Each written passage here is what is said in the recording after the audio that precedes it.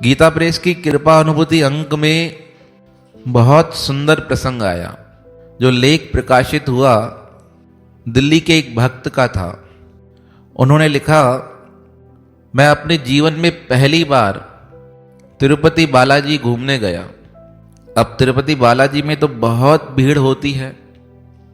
कहा, मैं था, मेरी धर्मपत्नी और 5 साल का छोटा बेटा।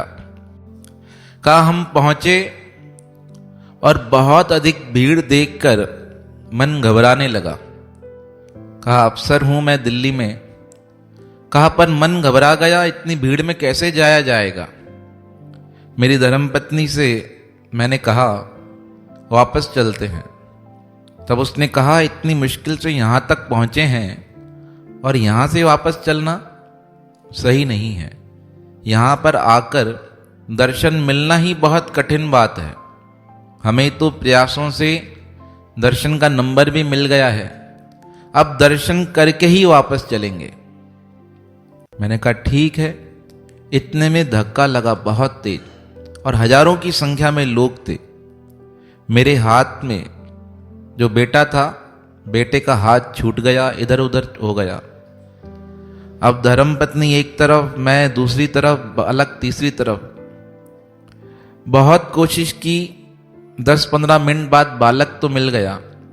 अब जब तक धर्मपत्नी मिले, इधर उधर खड़े हो गए। धर्मपत्नी आई। मैंने कहा, अब तो चलना ही है, अब ज्यादा देर नहीं रुक सकते। उसने कहा, नहीं, भगवान परीक्षा लेता है, घबराना नहीं है। यही तो भगवान की परीक्षा है। कहा, अब मुझसे ज्यादा चला नहीं जाएगा इतनी भीड़ में। तब उन्होंने कहा, इतने समय से भगवान को याद करते आ रहे हो, सारे तीर्थ साथ किए हैं, अब यहां पहुंचकर वापस जाना, अब आप अपनी मेहनत छोड़ दो और परमात्मा को याद करो, परमात्मा स्वयं आकर रास्ता दिखा देंगे। कहा, मेरी धर्मपत्नी का विश्वास इतना अडिग।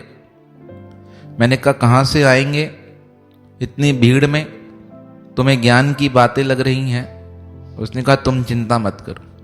अब हम 10 मिनट वहां परिसर में खड़े हो गए और अभी मंदिर तक पहुंचने में बहुत भीड़ थी, बहुत रास्ता था।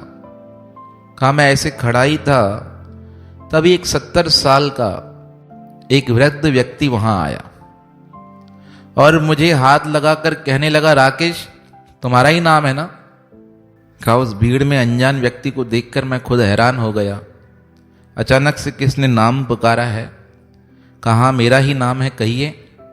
कहा, तुम तो दिल्ली रहते हो और यहां आए बताया भी नहीं। कहा, मुझे कुछ भी नहीं समझ आ रहा था कौन है क्या है। तब मैंने उससे कहा, अचानक से प्रोग्राम बना और आ गए यहां पर। तब मैं उससे पूछने वाला था, आप कौन हैं। तब उसने कहा, अरे हम तो मिले हुए हैं बहुत बार, तुम्हें लगता है तुम पहचान नहीं पा रहे हो। तब उसकी बातें सुनकर मुझे लगा, हो सकता है कभी ऑफिस में आया हो, मिलना हुआ हो, पर ज्यादा मैंने बोला नहीं। तब वह व्यक्ति कहने लगा, अरे राकेश, चलो, मैं तुम्हें अपने साथ लेकर चलता हूं। इतनी भीड़ में अटके पड़े हो ना। मैं जयपुर रहता हूं और हर महीने यहां पर आता हूं। मुझे यहां के संपूर्ण रास्ते पता हैं, कौन सा रास्ता कहां कटेगा, कैसे जाएगा। तो मेरी बात सुनकर तो धर्मपत्नी कहने लगी, चलिए बाबा जी के साथ चलते हैं। तब राकेश ने कहा, बहुत भीड़ है, कैसे चल पाएंगे। तब वह व्यक्ति कहने लगा, अरे राकेश, तुम चिंता बहुत करते हो, काम कम करते हो। जब मैं कह रहा हूं तुम्हें लेकर चलूंगा, यहां का सारा हाल मुझे पता है, सब कुछ मैं जानता हूं, यहां की सारी स्थिति मुझे खबर है, कहां से कौन सा रास्ता कटेगा। तुम मुझे नहीं पहचानते हो, पर जब मैं तुम्हें लेने आया हूं, कह रहा हूं लेकर चलूंगा, तो चिंता छोड़ दो। कहा, ठीक है। अब उसके पीछे हो लिए हम। अब वो व्यक्ति आगे, हम पीछे पीछे चल रहे हैं। अब बहुत भीड़ होते हुए भी परमात्मा की अनोखी लीला होती रही। मन में सुमरन चलता रहा। धर्मपत्नी ने कहा, देखो ना, परमात्मा ने रास्ता निकाल दिया।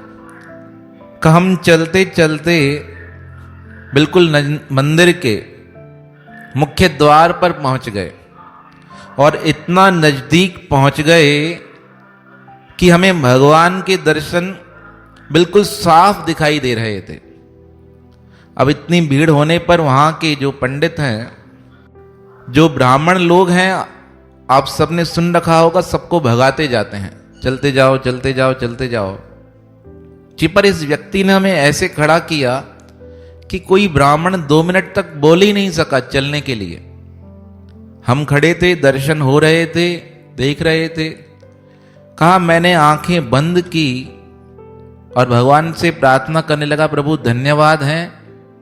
मुश्किल से 15 सेकंड बाद आंखें खुली तो क्या देखा, वो व्यक्ति वहां पर है ही नहीं। मैंने इधर उधर देखा, कहां से रास्ता है निकलने का, एक ही रास्ता है और उस गली की कोई और जा ही नहीं रहा है। दूसरी लाइनों की तरफ जाने का रास्ता भी नहीं। धर्मपत्नी ने कहा वो बाबा जी कहाँ गए? मैंने कहा मुझे तो पता ही नहीं कहाँ चले गए। बेटे से पूछा तुमने देखा? बेटे ने कहा मुझे तो लड्डू दिया और चले गए, पता ही नहीं कहाँ गए। कहा हम तीनों हैरान बाहर आए, बहुत खोजा, 1 आध घंटे तक खोजते रहे कहाँ है, पर मिले ही नहीं कहीं पर। कहा जब बाहर निकल कर आए तब भी इंतजार किया, हो सकता है कहीं मिल जाए, वहां भी नहीं मिले। तब मैंने सोचा पता नहीं कौन है, कौन इस प्रकार हमारी सहायता करके गया, रास्ता बताकर गया और इतनी भीड़ से निकाल कर हमें दर्शन करा दिए। तब मेरी धर्मपत्नी ने कहा आप यकीन करें या न करें, पर मुझे तो पूरा यकीन है, स्वयं बालाजी भगवान स्वयं आकर हमें यहां रास्ता दिखा कर गए। तो जिसका मन नाम जप में लग जाता है, जो निरंतर नियम से अभ्यास करता है, समझिए उसके लिए परमात्मा स्वयं आ जाते हैं। उस नाम जप के सुमरन के तप के प्रभाव से ही ब्रह्मा जी सृष्टि को उत्पन्न कर रहे हैं, भगवान विष्णु पालन कर रहे हैं और शिव जी संहार कर रहे हैं। रामचरितमानस में बहुत सुंदर चौपाई आती है, कहा तप बल शंभु करहीं संहारा।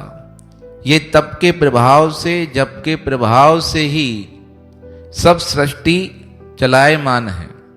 हमारे पूज्य गुरुदेव सद्गुरु स्वामी सर्वानंद महाराज जी कहते थे, कहा सृष्टि और प्रकृति में जो कुछ चल रहा है ना, वह प्रकृति भी परमात्मा का सुमरन करती जा रही है।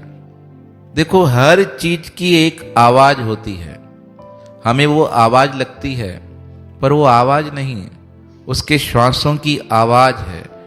उस मनंतर की आवाज को, उस श्वासों की आवाज को जो पहचान लेता है, वह उस मंजिल को, शांति को पा जाता है।